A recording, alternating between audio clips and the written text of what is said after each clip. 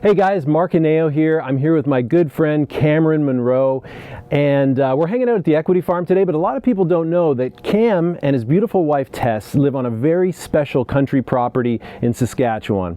So we're going to catch up the way country boys do. We're going to rap about real estate, and we want you to come along for the ride. Let's do it.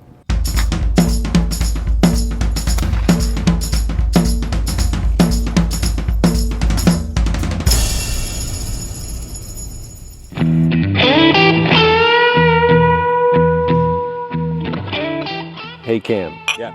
I want to talk about delayed gratification, man.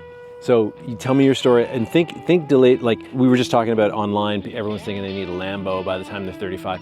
I'm 50, you're 35, you are kicking major ass. This property that you see, I mean, you've checked it out all day or whatever and rode around, it's like, you know, anyway, it's big country property, custom built barn dominium or whatever. My first property that I bought for myself, right? So I had like several properties bought and paid for before I bought this one for myself. And I rented houses and I stayed with my parents for like a million years, right?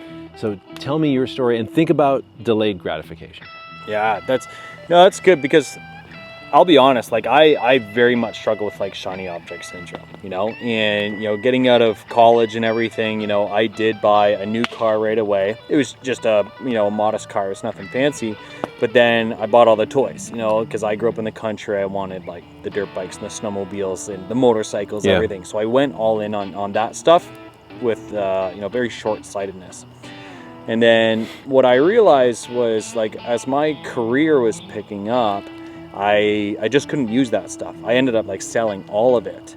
And while focusing on my career to grow, I was also focusing on my my real estate education, right? And getting involved with that and starting to build our portfolio and going. And what I realized or what I learned was like anything that I did acquire, like the toys and stuff like that, I realized I can let them go and I can always focus on building the life that I want and just acquire them later.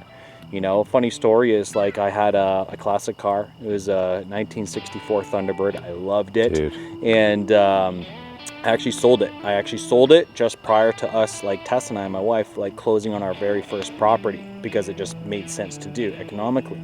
And I always thought like, well, I could always buy it back later, right? And long story short, it's actually for sale right now. You know, this is like 3-4 years later. Amazing. And I'm thinking like, oh, is it time to buy it back? But no, it's not, right? Because I want to focus on the long game. You know, we know that the social media aspect, you know, they really do, like, we're always bombarded with images and videos and stories of, you know, people just rising to the top in an instant, and it's not true, it's not real. And if people actually do achieve quick success, how sustainable is it, right? Because I've seen a lot of people achieve big wins very quickly, but then they disappear, right? So it tells you that they didn't learn the lessons that allows them to weather storms. For us in our business, you know, we had a lot of great success as well. But because I had, let's say, about 10 years of like education and trial and error and stuff like that, we were able to build a good foundation in our business, in our real estate business, so that when we go through this cycle right now that we're in, where interest rates had risen and, you know, cash is, you know, becoming more lean and stuff like that, we're able to work through that. Right. And, you know, at the same time, we're seeing people, again, fall off. So for us, it's kind of like, what can we do that's going to help us get in the best situation in the future? And, you know, we were talking offline. I said, like, I can't wait until I see myself 25 years from now, just to see where we're at, you know? You know, I look forward to it, understanding that you got to work through it now. But the real wins are down the road. That's amazing, man.